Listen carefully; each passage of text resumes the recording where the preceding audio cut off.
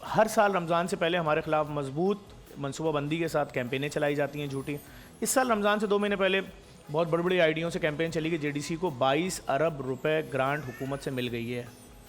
हमने अपना सर पकड़ लिया जब उन लोगों की आइडियाँ देखी, लेकिन जब उनकी आइडियों में गए देखा एक मखसूस तंजीम।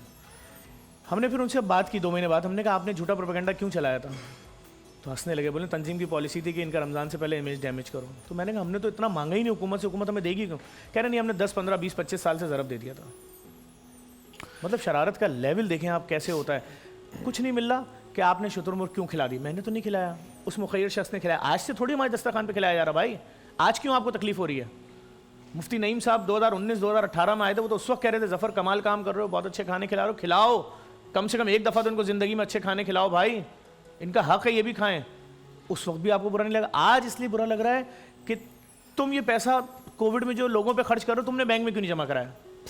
तुमने ये सैलाब में जो 50,000 बोरे पाकिस्तान नेवी के थ्रू, 25,000 बोरे पाकिस्तान नेवी के थ्रू भेज रहे हो तुम सैलाबज़दा इलाकों में, 50,000 बोरे पाकिस्तान एयरफोर्स के थ्रू भेज रहे हो, 50,000 बोरे सिंध रेंजर्स के थ्रू भेज रहे हो, 89,000 मच्छरदानियाँ तुम पाकिस्तान आर्मी के थ्रू भेज रहे हो, खैमे भेज रहे हो, लाखों खैमे तुमने लगा दिए, लाखों राशन जा रहा है, खुद 400-400 ट्रक भेज रहे हो। तुम ये पैसों की बिल्डिंगें क्यों नहीं खरीद रहे शार फैसल पे? उनसे जो आमदनी होगी उससे वेलफेयर करना। तो मैं क्लियर बोलता हूँ, हमें बैंक खुली ऑफर करते हैं।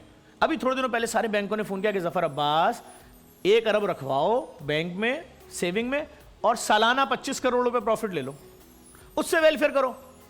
अबे मैंने कहा भाई मैं कैसे रखवा दूं? मुझे इस शख्स ने पैसा दिया है कि ये गरीब को खाना खिला दो, और मैं शख्स इस पैसे को जमा करा दूं और 1 साल इंतजार करूं? या मुझे आपने पैसा दिया कोविड लॉकडाउन में जो लोग घरों में बैठे हैं उन तक खाना पहुंचाओ, मैं आपसे पैसा लेके बैंक में जमा करा दूं और उनको बोलूं नहीं भाई मेरे पास कुछ नहीं है? क्यों?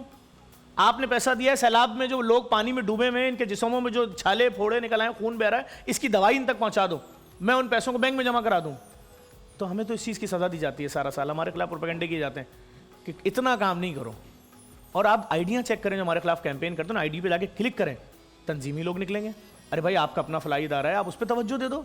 आप इतनी मेहनत हमारे लिए कर रहे हो, आप अपना काम बढ़ाओ, आप दिखाओ, आपके पास तो हमसे ज़्यादा पैसा आता है, आप हमसे बड़े इदारे हो आप। लेकिन बात यह है कि यहाँ मुश्किल है इस मुल्क में, आप काम कर रहे हैं, आप माफियाज को भुगतेंगे। आप इस वक्त लोगों की अगर हालत देखेंगे, लोगों के हालात देखेंगे, लोग पिसे हुए हैं। आप 4 बातें करें, मजमा ऐसा रोता है क्योंकि हर बंदा अपने ऊपर ले चुका होता है।